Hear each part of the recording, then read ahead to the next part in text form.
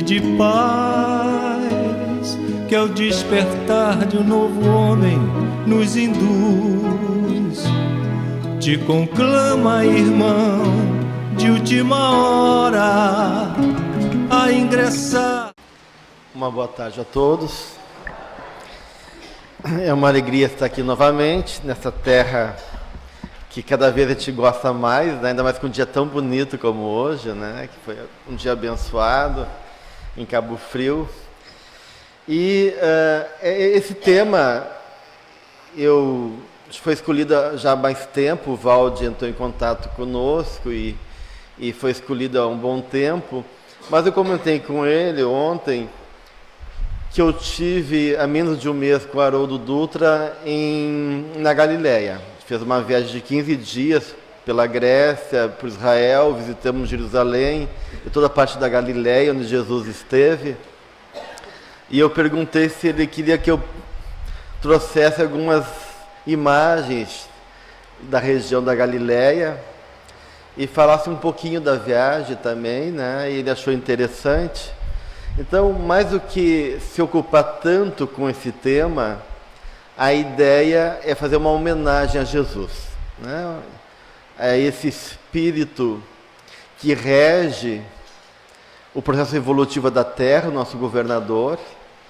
E por mais que a gente possa falar dele, pensar, reconhecendo o seu legado, o seu amor, a gente não vai conseguir traduzir a grandiosidade desse espírito. Então eu vou apresentar para vocês algumas pequenas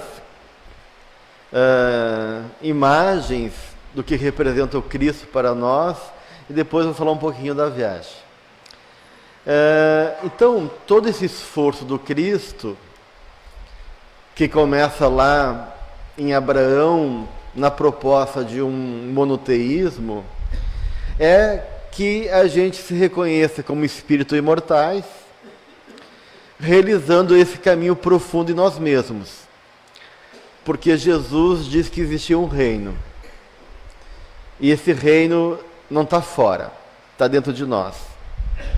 Então, Jesus, ele inaugura um momento importante da história da humanidade, que é o reconhecimento do ser psicológico, né? Ele traz a realidade para dentro de nós, né? Em vez do templo de pedra, em vez da adoração para fora, ele começa a trazer uma dimensão interior, né? Onde as atitudes, a postura interna, a fé e o exemplo é mais do que a compra dos vendilhões do templo, do que as adorações exteriores e assim por diante.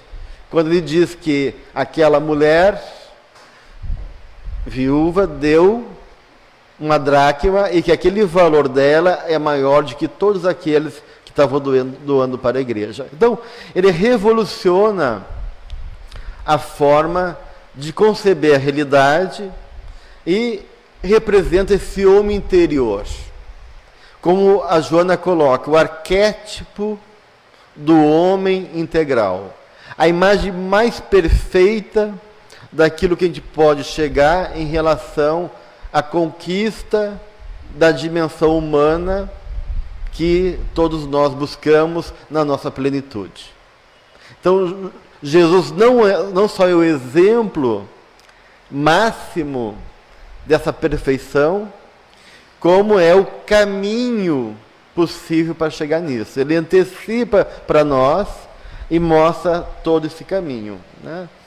E Jung reconheceu tanto a importância da figura de Jesus, que ele afirma: Cristo é o homem interior a qual se chega pelo caminho do autoconhecimento.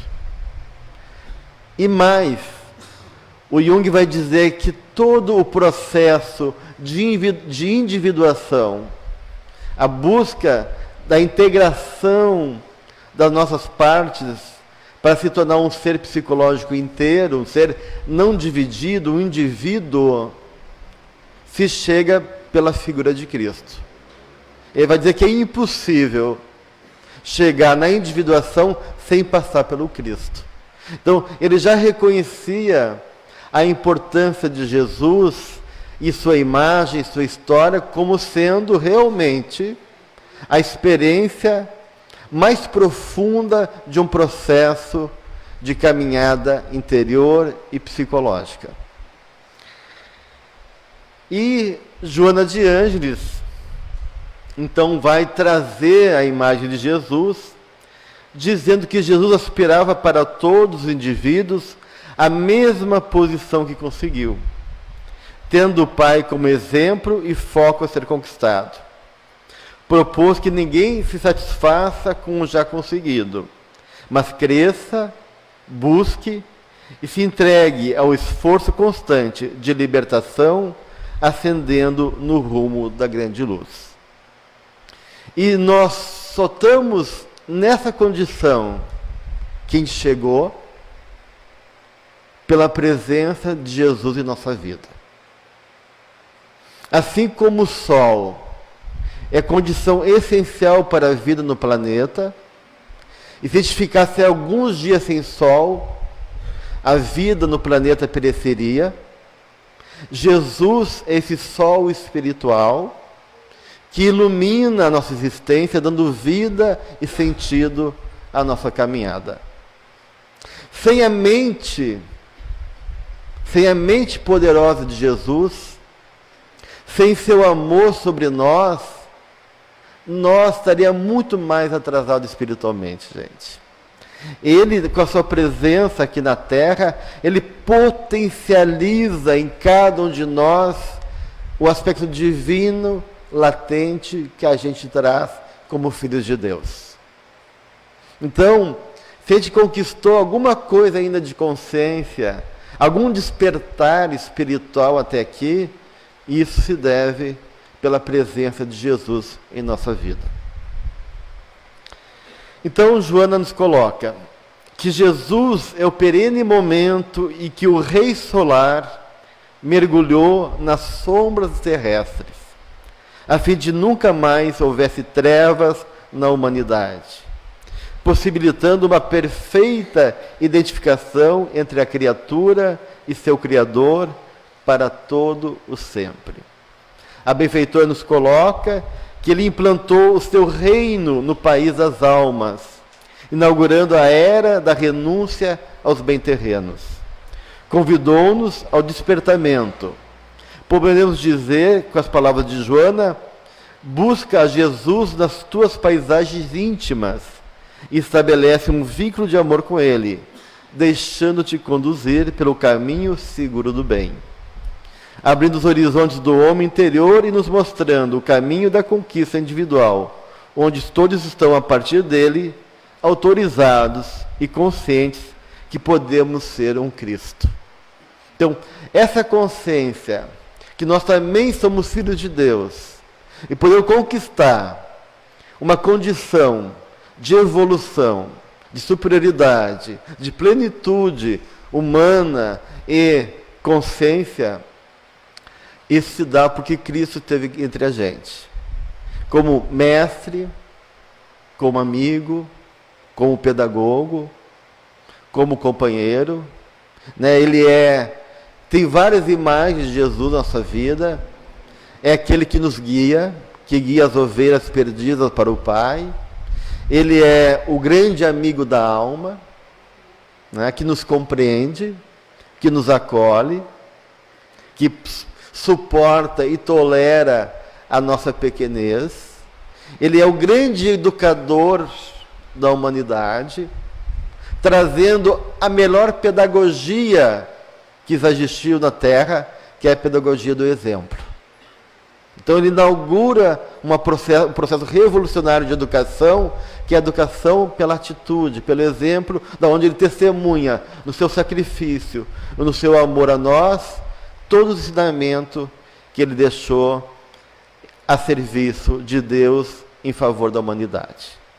Então, realmente, temos em Cristo a figura máxima e excelente para todos nós. E André Luiz numa passagem belíssima, sob a influência de Jesus para a humanidade, vai dizer: desde que a chegada do excelso benfeitor ao planeta, observa-lhe o pensamento sublime, penetrando o pensamento da humanidade. Olha só, o pensamento do Cristo nos envolvendo, tocando e penetrando na nossa mente, no nosso coração. Disseria que no estábulo se reúnem pedras e arbustos, animais e criaturas humanas, representando os diversos reinos da evolução terrestre, para receber-lhe o primeiro toque mental de aprimoramento.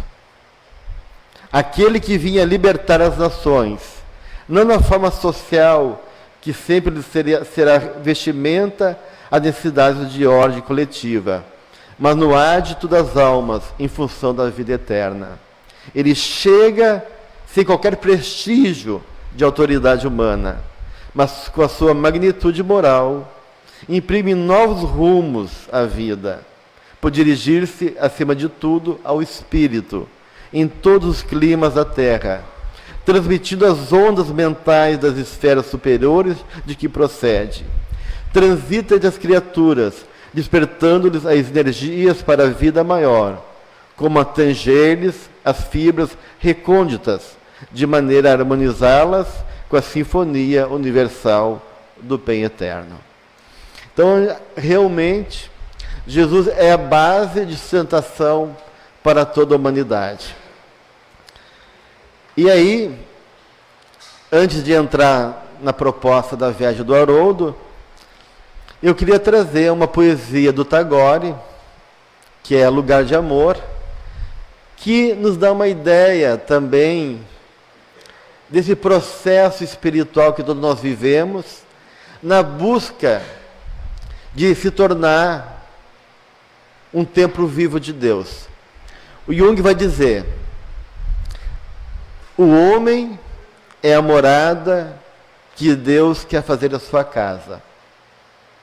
Se essa morada for frágil, a força de Deus queima e destrói essa morada. Então essa morada tem que ser forte, para poder realmente expressar e realizar Deus dentro de nós. E Tagore, pelas mãos de Divaldo, diz o seguinte: em todo indivíduo existe um recanto imaculado, virgem, inexplorado, silencioso, profundo. Em toda criatura permanece um mundo santo e ignorado, nunca dantes penetrado, aguardando enriquecido de ternura. Há no abismo de toda a alma um rochedo, um lugar, uma ilha, um paraíso, recanto de maravilha a ser descoberto. Em todo o coração se demora um espaço aberto para a aurora, um campo imenso a ser trabalhado, terra de Deus, lugar de sonho, reduto para o futuro.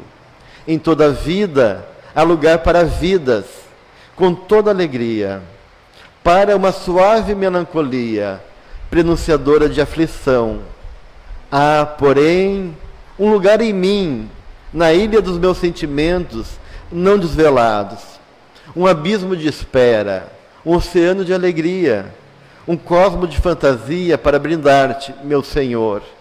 Vem, meu amado Rei e Senhor, dominar a minha ansiedade, conduzir-me pela estrada da redenção, e toma esse estranho e solitário país, reinando nele, iluminando com as tuas claridades celestes, para que, feliz, eu avance, até o desfalecer das forças, no teu serviço libertador.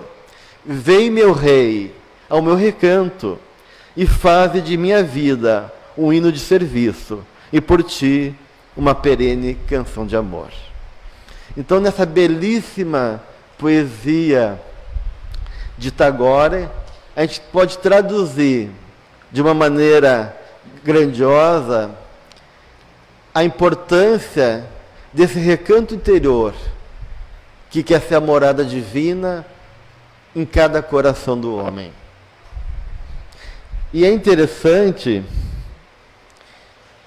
que a proposta do Haroldo nessa viagem é a terceira viagem que ele faz para essa região, e cada viagem ele propõe o estudo de um livro. Já houve o Paulo Estevão, e nesse ano foi a Primícias do Reino, de Amélia Rodrigues. E então a gente passou pelas regiões que a Amélia Rodrigues descreve no livro dela, né? As paisagens espirituais onde Jesus conviveu com os apóstolos e assim por diante. E Primícias é uma das festas judaicas. Seriam 7 festas judaicas. A primícia é uma delas. E a festa das primícias representa aquele momento da colheita, onde os judeus estão colhendo as primeiras frutas da estação, e eles escolhem as 7 frutas melhores de cada colheita e oferecem a Deus como gratidão à colheita. Então, por isso que é a festa das primícias, porque as primeiras resultados dos frutos não é toda a colheita, mas é o começo da colheita, e os melhores frutos de reconhecimento a Deus. Então, o livro Primícias do Reino são os primeiros frutos oferecidos na proposta de trazer esse reino em favor de todos nós, né? E aí tem a mensagem central de Jesus. O seu evangelho, que representa a boa nova. Qual é a proposta de Jesus? Muitos vão dizer que a proposta de Jesus é o amor. E ninguém duvida disso. Mas, acima de tudo, isso a gente refletiu lá junto com o Haroldo, a mensagem central de Jesus é o reino dos céus. Isso é a mensagem central de Jesus. A gente tinha 3 momentos na viagem de trabalho e de estudo.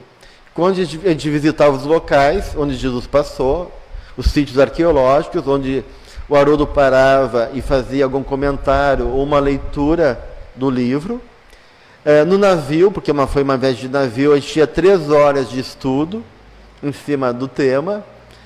E durante a noite, depois da janta, a gente tinha o nosso evangelho no lar, todas as noites, onde a gente fazia o evangelho, tomava o passe, e em alguns momentos veio alguma psicografia de algum mensageiro em favor de alguma mensagem para o grupo. Então foi um momento muito profundo, muito terno, muito valioso para todos nós nesse convívio, convivendo com esse estudo e com essa paisagem maravilhosa na Galileia. E esse reino dos céus, ele realmente é a proposta de reunir isso que o Tagore comenta na poesia anterior. Existe um reino dentro de mim, existe um recanto da minha alma, e dentro desse recanto existem personagens. Hoje de manhã a gente falava que a gente tem vários aspectos internos dentro da gente. Então existe uma cidade, existe um país, existe uma história reencarnatória de cada um de nós, aonde em cada encarnação a gente passou por momentos diversos, vivendo em corpos de mulher, de homem, de experiências de exuberância, de escassez, de alegria, de sofrimento. E cada personagem da nossa história faz parte desse reino. E essas personagens habitam ainda dentro da gente. Aquele ser que nós somos, que nós fomos no passado, ainda ecoa na nossa alma, na culpa, nas tendências, nos impulsos, no aprendizado, nas emoções que ficaram, no trauma que a gente gerou no outro e que a gente também vivenciou em cada momento difícil das encarnações que a gente viveu. Então, é um trabalho de reunir essas personagens e fazer do nosso mundo interno um reino dos céus. Porque o nosso reino é um reino que tem muito trabalho a fazer, né? É muita gente dentro de nós. E todo mundo esse reino tem que ser integrado, tem que ter união. Tem que ter um trabalho coletivo dentro da gente, onde todo mundo possa entender a mensagem de Jesus. Porque a gente não evolui assim em bloco, todo mundo de mão dada, feliz, cantando, fazendo esforço. Não, a nossa natureza é muito complexa. Tem uma parte minha que já está consciente, mas tem outra que está lá, que é dura, que é primitiva. Tem uma parte minha que sabe perdoar, outra parte minha que é ressentida. Há uma parte minha que em certo aspecto da vida eu entendo, outra eu estou recém-engatinhando. Então nós temos várias personagens dentro da gente, cada uma numa condição de consciência. E é o nosso trabalho iluminar esse reino interno com a mensagem de Jesus, para que ele possa realmente se tornar esse reino dos céus. E é óbvio que o amor é o melhor caminho para isso. E aí uma coisa interessante que o Haroldo nos trouxe numa das nossos estudos, que o Espiritismo, como sendo esse Consolador prometido, reforçando a mensagem do Cristo, ele é um grito, o maior grito dado na história da humanidade, em favor da espiritualidade, que é o grito da universalidade. Então, sem essa noção de universalidade, nós não chegamos ao reino do céu. Se a gente não transpor as diferenças internas dentro da gente, e não transpor a diferença das relações humanas fora de nós, de raça, de religião, de sexualidade, de política, a gente não constrói esse reino dos céus. É impossível. Então, a mensagem do Cristo é esse grito da universalidade. E o Espírito de verdade no Evangelho segundo o Espiritismo se dirige aos Espíritos do Senhor, a todos os Espíritos que trabalham para Jesus, que se movimentam pelo Senhor dos Exércitos das Estrelas, solicitando que se movimentem como estrelas cadentes.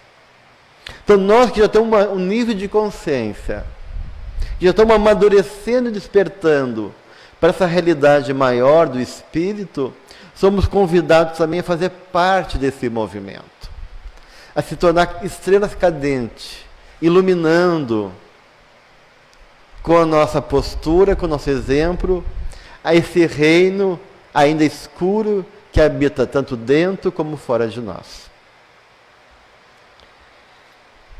Então, tem dois conceitos que o Espiritismo traz a partir dessa proposta de Jesus, que são fundamentais, que somos eternos, e o segundo conceito é que somos universais. Sair dessa condição pequena, fechada, egoísta, limitada, e realmente ter um espírito universal, de irmandade, de fraternidade, essa universalidade nesse reino que habita dentro da gente, e nesse reino que é a Terra, que é o sistema solar, que é a galáxia, que é todo o universo. Porque a nossa dimensão frente ao universo é de uma pequenininha areia. E a gente acha que somos grande coisa ainda, né?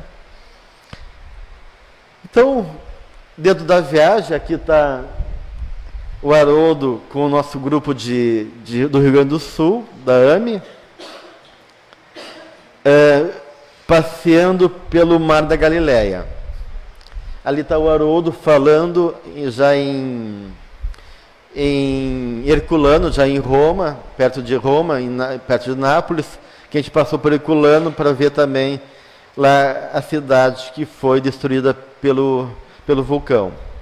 E uma das questões que a gente refletiu, que o reino dos céus, O reino de Deus é semelhante ao grão de mostarda, diz Jesus. Começa na intimidade e termina no coletivo. Então, a grande questão que eu trago para todos nós é: qual a sina da semente? Qual o destino da semente?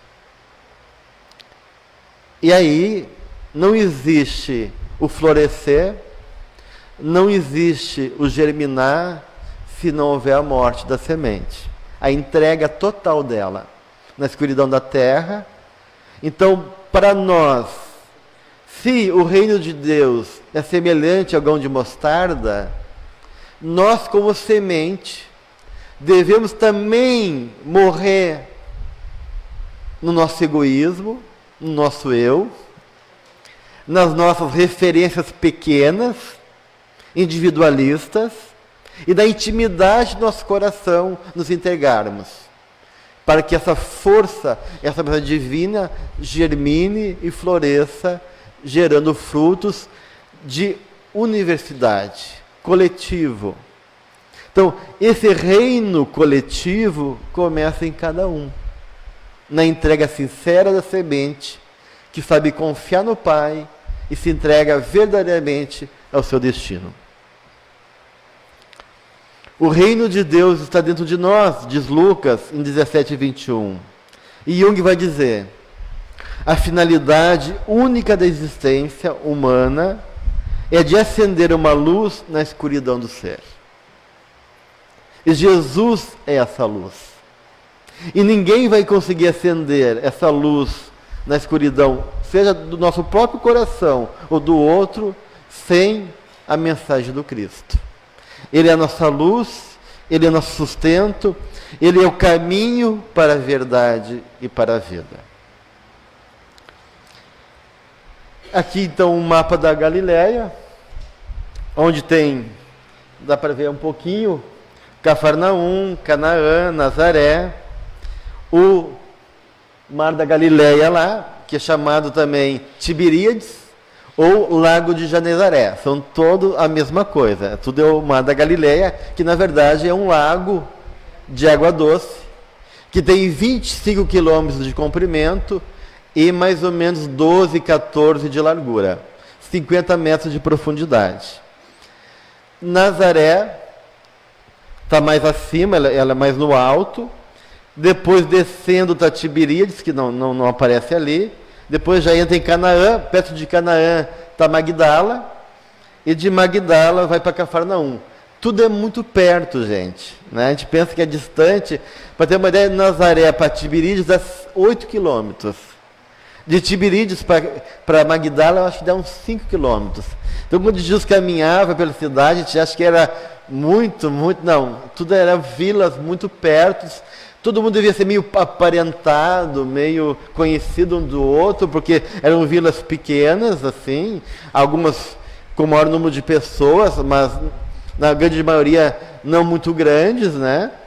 E então, tudo se deu ali. Então a gente vê assim, a força desse espírito, que numa terra, numa região desconhecida do mundo, consegue semear uma mensagem revolucionária que vai se espalhar por toda a terra. Abaixo, aí umas fotos do Mar da Galileia, né, o Lago de Genezaré. Ali um barquinho, que parece pequeno, mas é um barquinho que a gente fez a viagem de passeio na Galileia. Tá, obrigado. Tá.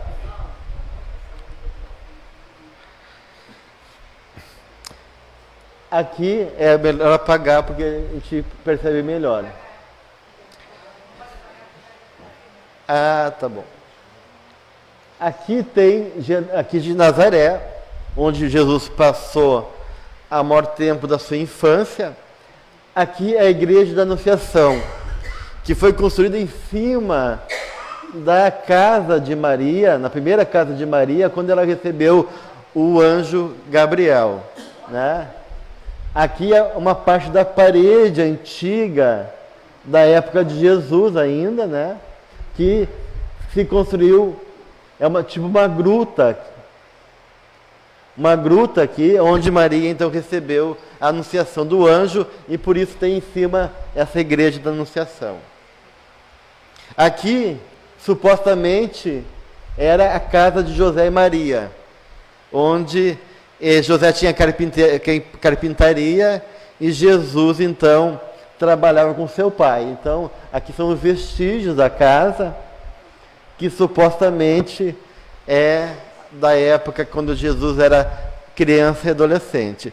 A gente sabe que Jesus não pôde ficar em Nazaré, porque ele era maldito, mal visto, filho de uma mulher que engravidou sem contato sexual. Então, o povo era muito primitivo, muito preconceituoso. Então, você pensar, que coisa, José deve estar sido enganado, né? Então, tinha uma certa desconfiança com aquele cara. A gente sabe que no Evangelho diz que até os seus familiares tentaram contra a vida dele, né? Quando ele é batizado por João Batista, quando João Batista ele é preso, Jesus volta a Nazaré, dá mais uma chance para Nazaré, mas daí ele não é bem aceito novamente e ele resolve ir embora de Nazaré. Mas foi o período importante da vida dele, onde ele passou parte da sua infância e adolescência. Aqui a descida de Nazaré, que fica mais acima, para... aqui já é Tiberíades, a cidade tem uma cidade bem bonitinha. Nazaré é meio caótica, assim, meio desorganizada, mas Tiberíades, que é uma homenagem a Tibério, né? É uma cidade bonita, e aqui é a primeira imagem do lago de Genezaré. Quando a gente está descendo, a gente então avistou a primeira vez o lago de Genezaré, o Mar da Galileia. Aqui todas são imagens do Morro da Bem-aventurança, no monte onde Jesus fez o sermão da montanha, da Bem-aventurança. Não é muito grande, gente. Quando eu pensei, Monte da Bem-aventurança, né? Uma coisa enorme. Não. As pessoas sobem, descem, ele é amplo, mas ele não é muito alto. E também em cima foi construída uma igreja católica, né? Aqui é o portal de entrada para o jardim da igreja, que é o morro, e aqui a vista do morro para o Mar da Galileia, né? Então, Jesus sobe o morro e fala para a multidão acima do morro, essa vista que se tem lá do morro, né? E esse morro, né, o monte, né, da Bem-aventurança, ele fica entre Magdala e Cafarnaum, né? Tu está chegando em Cafarnaum pela estrada, tu avista então a montanha, o Morro da Bem-aventurança. Aqui é o Rio Jordão, onde Jesus foi batizado, né? Ele também não é longe. O Rio Jordão deságua no lago de Genezaré, e existe uma fenda no lago e mais uma vertente que leva para o Mar Morto. Então, do rio deságua no Mar da Galileia, que é de água doce, e do Mar da Galileia deságua no Mar Morto, que é de água salgada. Os dois estão abaixo do nível do mar. O Mar da Galileia está 200 metros abaixo do nível do mar, e o Mar Morto está 400 metros abaixo do nível do mar, né? Então as pessoas estão bem abaixo do nível do mar, com uma dosagem de sal muito grande, por isso que as pessoas flutuam no Mar Morto, não conseguem afundar em função dessa característica. Aqui então as pessoas se batizando, né? Mais adiante, né, aqui tem uma passarela que leva numa escadaria para descer até o Rio Jordão, e lá é o lugar que tem mais turista. Tem muitos ônibus, porque tem muito evangélico, muito anglicano, muito americano que vão se batizar, né? Os pastores batizam, as pessoas compram essa roupa aqui é tipo um avental branco, né? Uma roupa branca, uma túnica branca, elas vestem essa túnica branca, algumas vestem em cima da roupa mesmo, e eles entram no mar, no rio do Jordão, para se batizar. E aí fica um tempo lá, é um momento festivo e religioso para eles. Aqui Magdala, né? Aqui Magdala. E Magdala é uma coisa interessante, porque quando Magdala foi destruída, mais ou menos 100 anos, mais ou menos 100 anos depois da morte do Cristo, ela se tornou um porto muito importante e com muito comércio.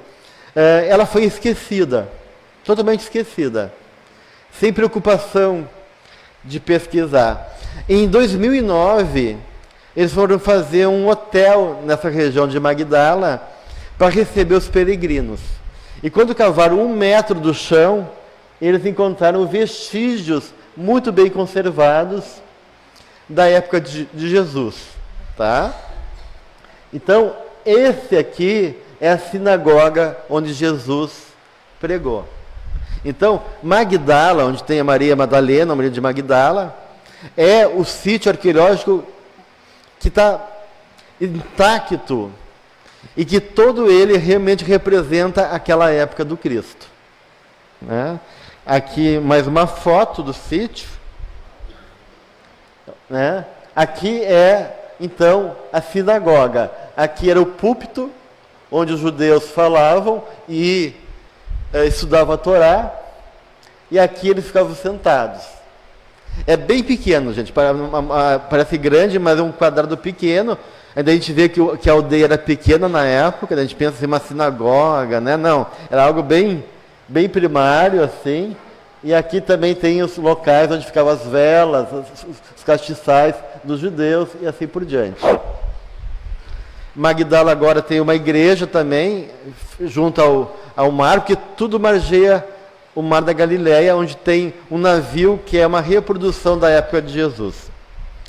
E aqui é a cidade mais importante que eu achei, que é Cafarnaum. Cafarnaum é a aldeia de Naum. Né? Quer dizer, a aldeia de Naum. Quando Jesus sai de Nazaré, ele passa por Magdala, fala aos doutores da lei naquela sinagoga, e depois vai para Cafarnaum, que é a casa de Pedro. Então, para quem gosta de Pedro, né? É uma cidade importante. Cafarnaum é interessante, que lá onde ele encontra André e Pedro com vida, onde ele encontra também Tiago e João, que eram primos irmãos de Jesus. Então, em Cafarnaum tem a mãe de Pedro e tem também uma irmã de Maria. E Tiago e João são primos de Jesus. Então, 4 discípulos recebem o convite de Jesus em Cafarnaum. Né? Ele passa vários anos em Cafarnaum. Aqui, parte do sítio arqueológico.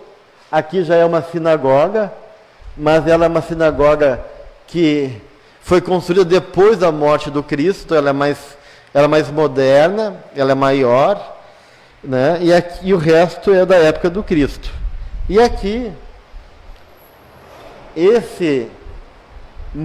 essas paredes aqui, alguém sabe o que é? Oi? É a casa de Pedro.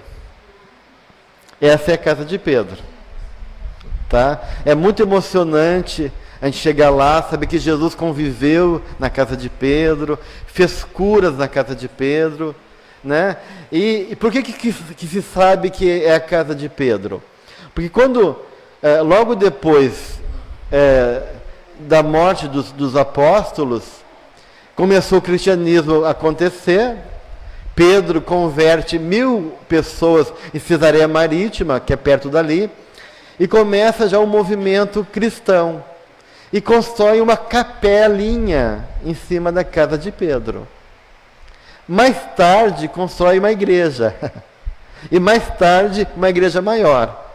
Então, no relato das pessoas, no começo da era cristã, eles diziam, olha, fui a Cafarnaum e visitei a casa de Pedro, que agora existe uma igrejinha. Então, quando eles começaram a cavar embaixo da igreja, eles descobriram, então, a casa de Pedro, o vestígio da casa de Pedro. Então, aqui tem uma outra foto. Aqui em cima é a igreja, ó, dá para ver parte do alicerce da igreja.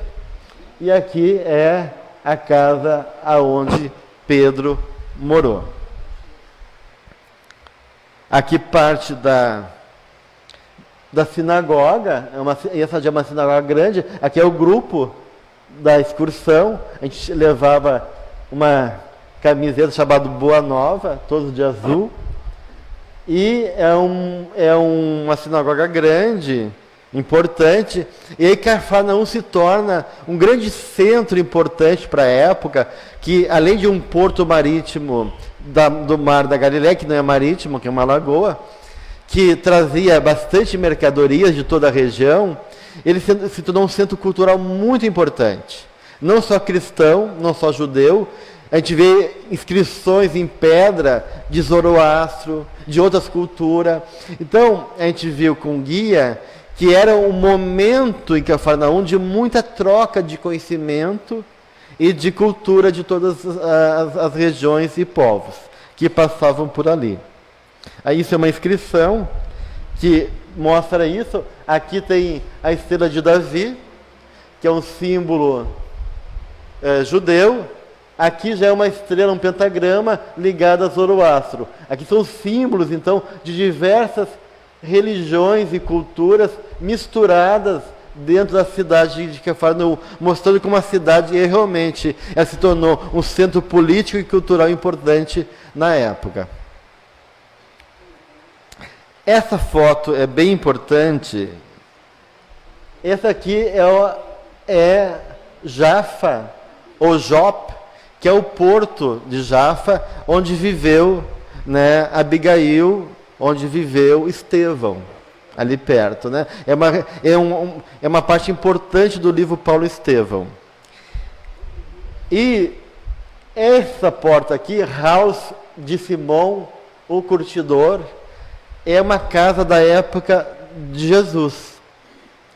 Esse Simão Curtidor, se vocês puderem ler no Atos do Apóstolo, capítulo 10, está toda a história lá.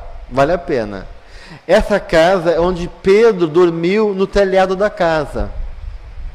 Então, é exatamente essa casa.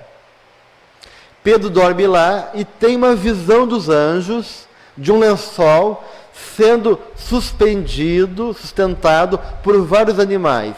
Animais da iconografia judaica do Velho Testamento e animais impuros para os judeus. E Pedro não entende. Ele tenta dormir, aparece de novo a imagem. E aí essa imagem aparece durante várias vezes para Pedro durante a noite.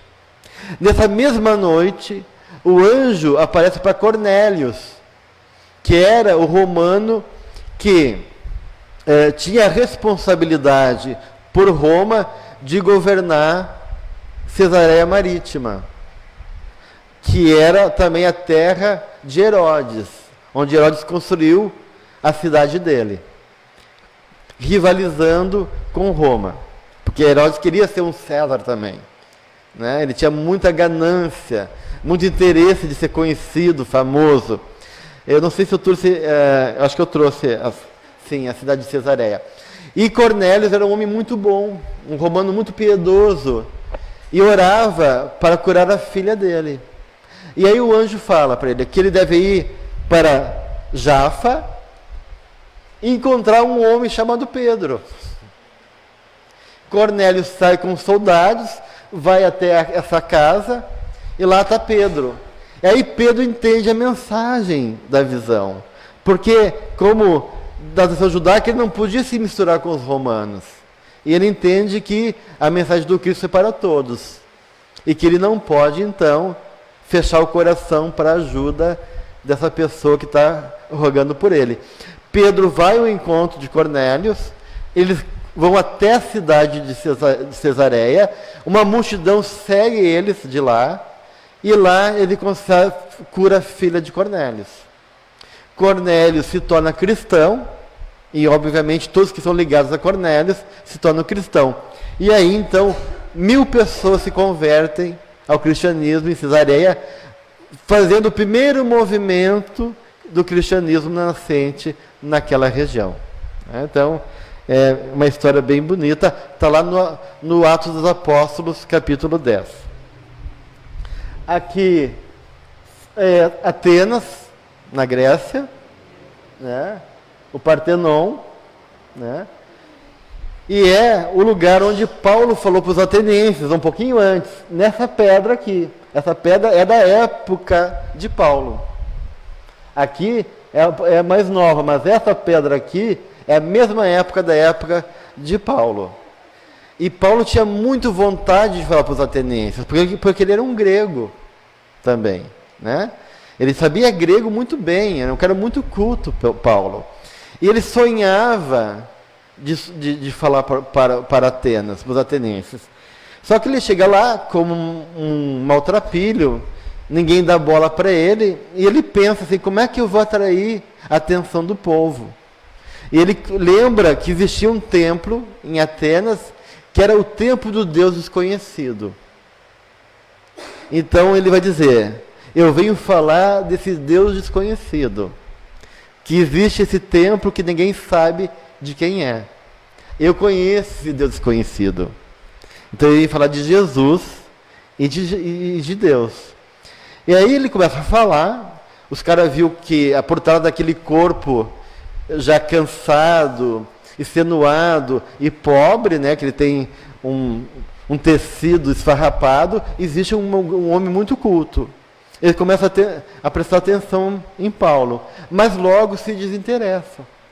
E começam a não levar a sério, ou mesmo fazer um tipo de brincadeira, né? E Paulo fica muito triste.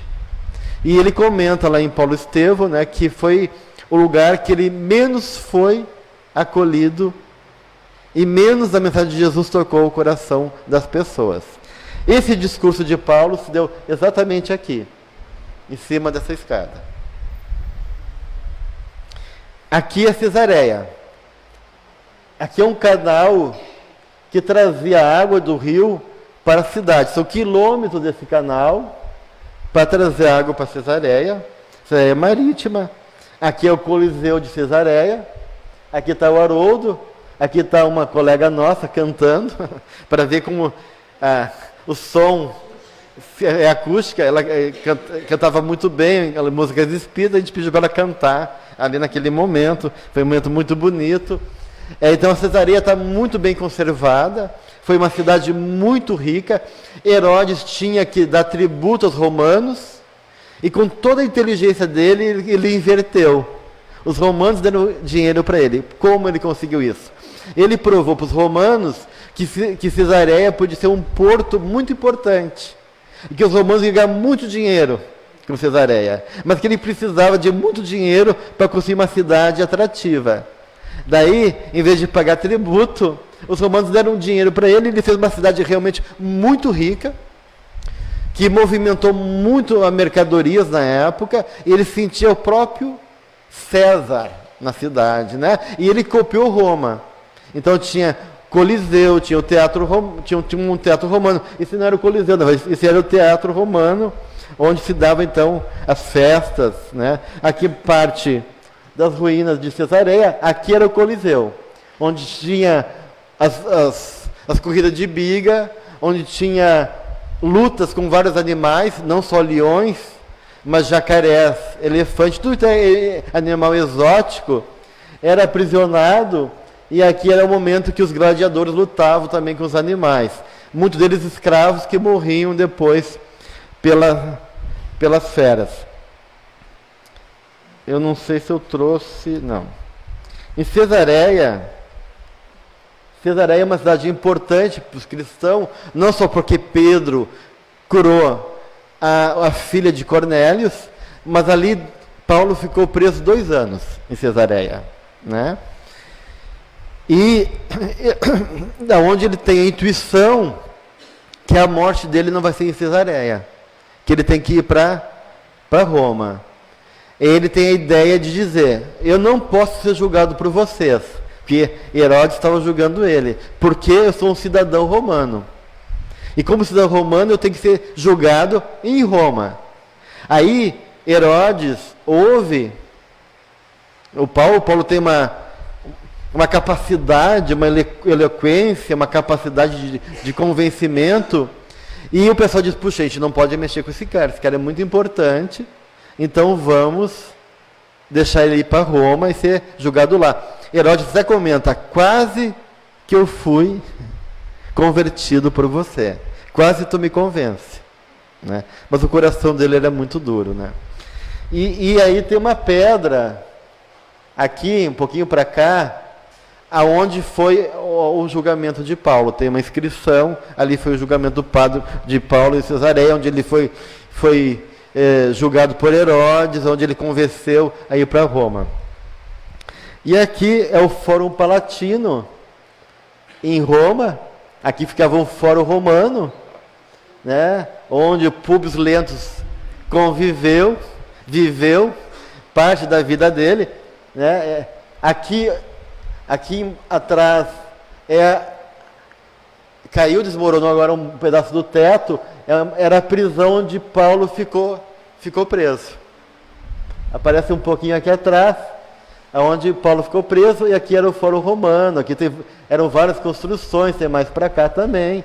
Então, é um momento importante da vida de Roma, né, de toda a dinâmica política e social de Roma, onde tudo acontecia lá. E aqui é o Circo Romano, que fica atrás, aqui atrás, fica o Fórum Romano, onde fica uma das 7 colinas de Roma, porque Roma é feita por 7 colinas.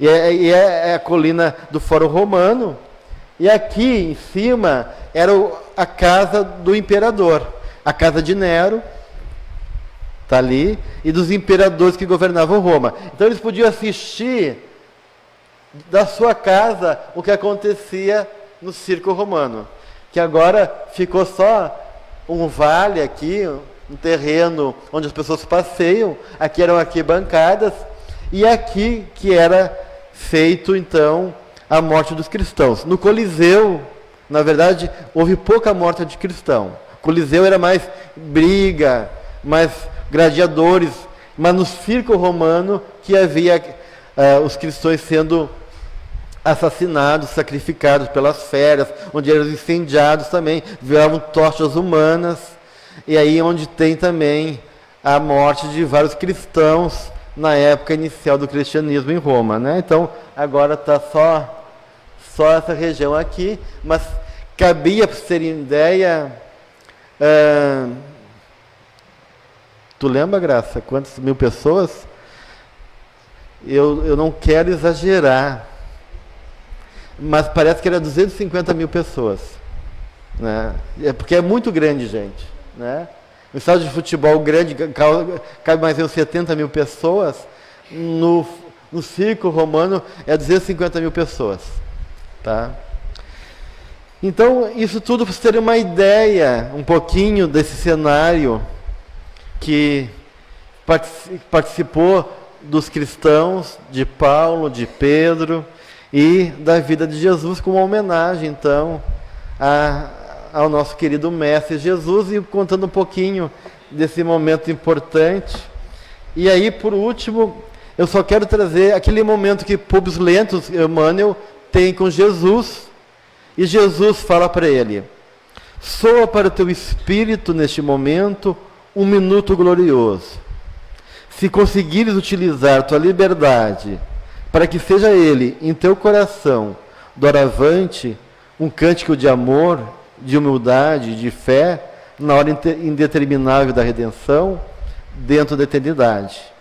Mas ninguém poderá agir contra a sua própria consciência, se quiseres desprezar indefinidamente esse minuto ditoso. Pastor das almas humanas, desde a formação do planeta, há muitos milênios venho procurando reunir as ovelhas tresmalhadas, tentando trazer-lhes ao coração as alegrias eternas do reinado de Deus e de sua justiça. Todos os poderes do teu império são bem fracos, e todas as suas riquezas bem miseráveis. As magnificências dos Césares são ilusões efêmeras de um dia, porque todos os sábios, como todos os guerreiros, são chamados no momento oportuno aos tribunais da justiça de meu Pai, que está no céu. Um dia deixarão de existir as suas águias poderosas, sob um punhado de cinzas misérrimas. Suas ciências se transformarão ao sopro dos esforços de outros trabalhadores mais dignos do progresso.